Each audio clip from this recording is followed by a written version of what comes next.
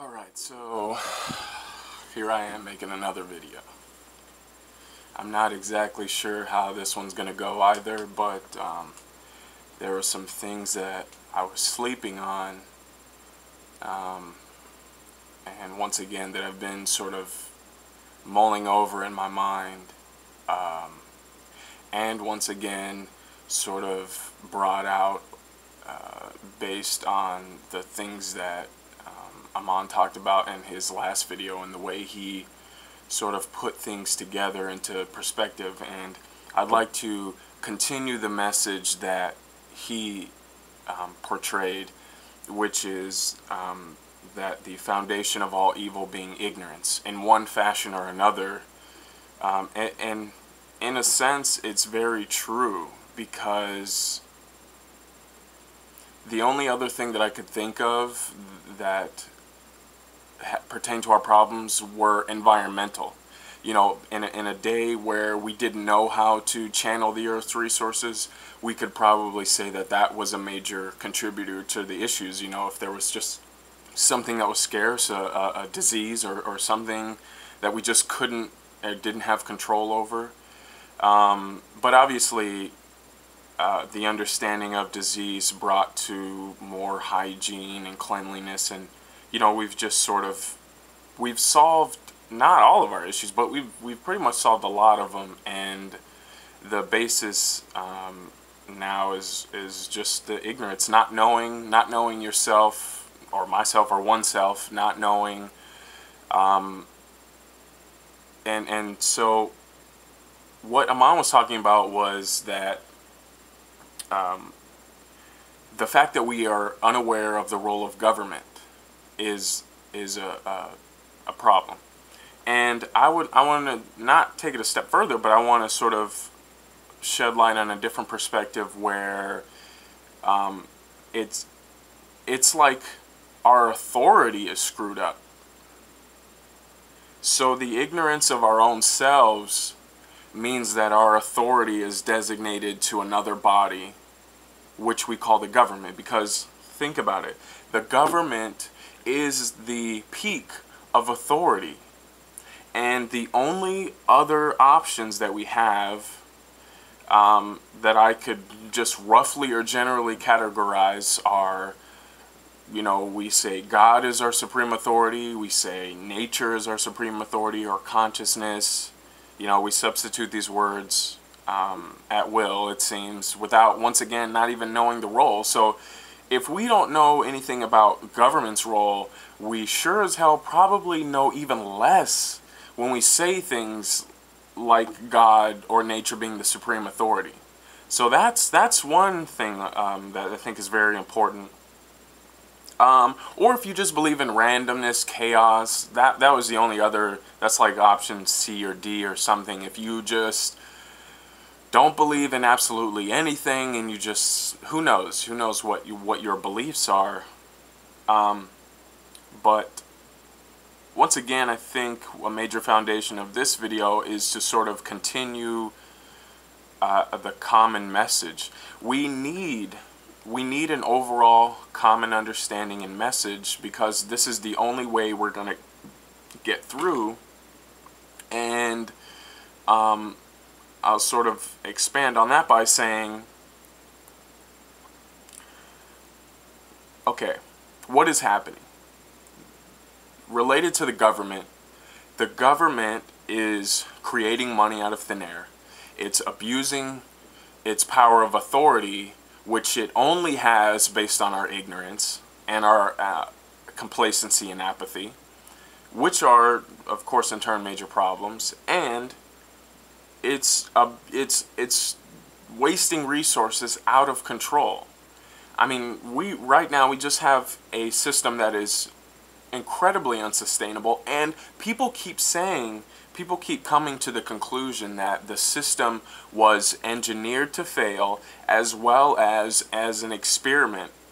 So once again, I've said this before, at least for the last 100 years, this experiment has gone awry. And you know, I mean, we're in the shitter, we've been in the shitter, but we're really accelerating there. And we are battling in two ways, the way that I see it. Maybe more, but these are the two that I want to focus on. Getting people to see what the hell is going on, and for those who see, to be able to come together and do something about it, right? Those are the things that I see happening. This race against time is like, how do we get the general population, how do we get the plebeians, the commons, whatever you want to call just the general public, to understand and perceive the problems internally, just be able to understand them, not just accept what other people say, like you and I or somebody else. Once again, it's just then another government replacing you. So education, educating the people, and converging with people who have an understanding, and who we then can assess the technical difficulties that we have and fix those. And so I also want to get into another aspect of the premise of the channel in the first place is involved in this, is the educational process, but is really what I think is, I don't want to say more important, but just equally important, is this aspect of coming together with people who understand. Because if in fact our entire economy is this horrendous experiment, however you want to look at it, the fact that it's gonna fail, I mean, and that a lot of us don't want to participate anymore. We want to do something different. And at what point, at what stage do we decide that that needs to occur? I mean, the way that I see it is things happen little by little, and in increments, and sometimes those increments are a lot larger, and sometimes they're very small, and they can be made on a day-to-day basis, and that's just, I think, how we're going to have to go about it. And the times, the way things are going externally, are also going to inspire us to come out with new things and do different things. So after I watched Saman's video, of course my synapses were kicking in, and I shouted out all these different comments which may or may not get responses, but some of the things that I talked about in those comments were the need for new models, not only of economics, but to me of reality. And I mean, this is a deep subject, and it's hard to know where to start. So, in association of what is being said, that ignorance is the cause for our strifes, people need to understand perception. They need to understand that there's just no general understanding of how physics has, as a discipline, shown, some features, a lot of features behind our cosmic reality, and how that creates us, stimulates us, perpetuates us, and how the spin of our vibration is what our soul is to me. I mean, it's like when Aman said that he touched someone's reasonable part of their soul, the very physical image that I got is rate of vibration. Now, when you're using a lower part of your vibration, that is associated with the more primitive aspects of your soul. And when you are vibrating at a higher rate of frequency or vibration, I mean, there are words to me that are interchangeable here, you're able to access reason. And this is something that has to do with, of course, education, but once again, there is just a very unsustainable way that we market things. I mean, I'm sort of going to jump ahead here. There's a lot of things in life that I don't need. A lot of things that I'm told I need, made to do, that I have absolutely no need for. And all they do is perpetuate the degradation of the system and the degradation of myself, because I'm thinking there's absolutely no need for this. How can I just totally abandon this idea that is only chaotic and carcinogenic? And this has to do specifically with economics, because the way we incentivize and use our monetary system and our reward system. There is no foundation on quality of life.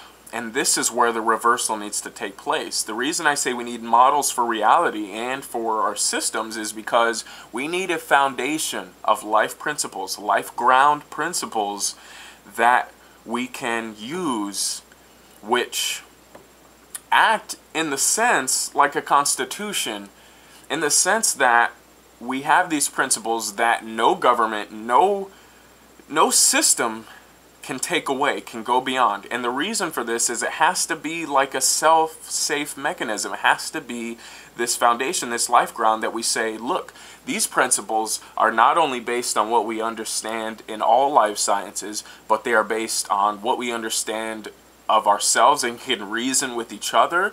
They are based on things that even a child can understand, because this is the thing. What are we going to leave behind for later generations? And if we leave behind something like what we have now, where they can't even understand the basis of it, and all intrinsic value and all of the depth is completely lost in just absurd systems that have no meaning, no pertinence to life, no value. No, come on, guys. I mean, this is just not happening anymore. It's over.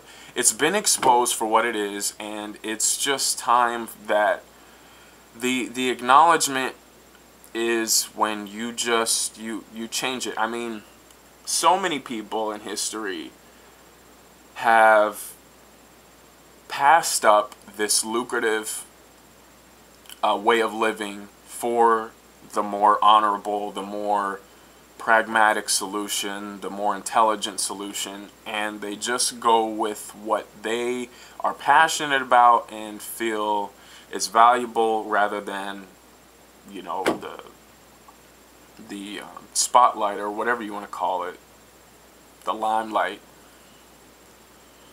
And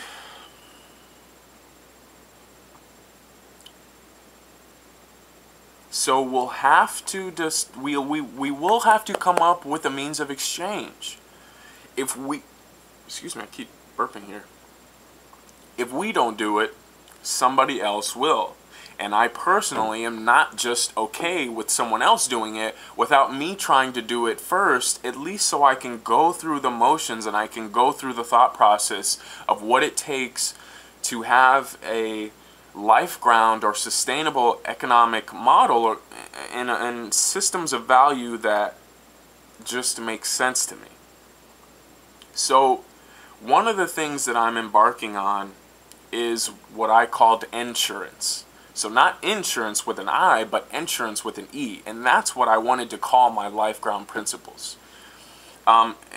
Based in the context of an establishment that has certain material things in place that we can ensure our life ground values. And those things, to me, are in the context of a state. We have to have a place to live. We have to have an energy source. We have to have clean water. We have to have transportation, education, communication, and technology up to a certain extent. Now, I don't even see this as some utopic, futuristic, unattainable goal. I see this as a very strong community. If we have the people who understand the principles and we have the people who understand the technical skills, what else do you need? I mean, everything else, everything we live in right now is the result of human cooperation. or, you know, competition to a certain extent. I mean, I wouldn't say like a violent competition. The things that are successful anyway, you know, obviously. So this idea of insurance is a trust. It's a trust built around these principles and this idea that I can't have my sustainable living, my life ground needs, without you having yours. So we work together and we build this. We come up with a self-sustaining model that uses the resources in the most efficient manner, localizes them, and we go about doing our business. I mean, the lines of communication, to me, can stay open. This thing has, to me, a way of being extremely prosperous in a country that's a melting pot, that has ties to all sorts of ethnicities, all sorts of great creative thinking. Now, the dilemma is a couple. What I've been having trouble squaring the circle with is, right now, as it stands, the only way to go about creating this sort of, you know, institution or movement or community is, in a sense, because of government. Because you have to abide by so many regulations and so much that the government has crippled. So that's an issue. The issue is not only doing this, but doing it in a way that we're saying, we're going to do this and we don't need you. We don't need you. All you do or have done is abused your power, abused integrity, abused the people. So, like, we just can't do business anymore.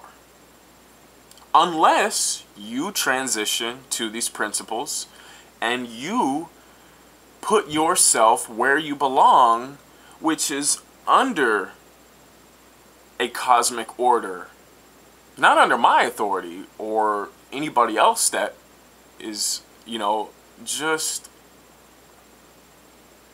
the idea is under my authority, in the sense that I'm not okay anymore designating some other institution or some other group of people to make my decisions for me. The only thing and the only people that seem trustworthy are experts in the fields that can communicate to me, and that we can communicate together the value or the dangers in going about a certain path. Wherever that discipline may be, in psychology, physics, you know, so on and so forth, business, economics. So, how do we do this without government? How do we get together the right group of people? Eventually, there needs to be this process of interviewing plenty of people. I mean, people who understand how to grow and maintain food, vertical farming, aquaponics, permaculture, people who understand real estate, where to get it, you know, what some good places are we should find where there's fertile land, available resources, obviously water, and one of the other things that I'm extremely passionate about that I would really love, but I don't know how long it's going to take, I would love to expand with some engineers, is the advent of energy. Because we have a lot of people inventing some really exciting things, and then you have a bunch of bugs who say none of it can work, solar, wind, it just isn't going to work. So I was actually thinking more along the lines of Tesla. I don't know, I actually haven't read any of his material per se, except for like his autobiography. But the reason that Tesla interested me was his philosophy between untapped infinite energy. And the one thing that I can think of that is totally infinite is gravity and magnetism. Man, this is, maybe I should cut it off here and just make a whole nother video. I'm gonna do that. I'm gonna cut this one off at 20 minutes, and we'll talk about this energy and stuff another time.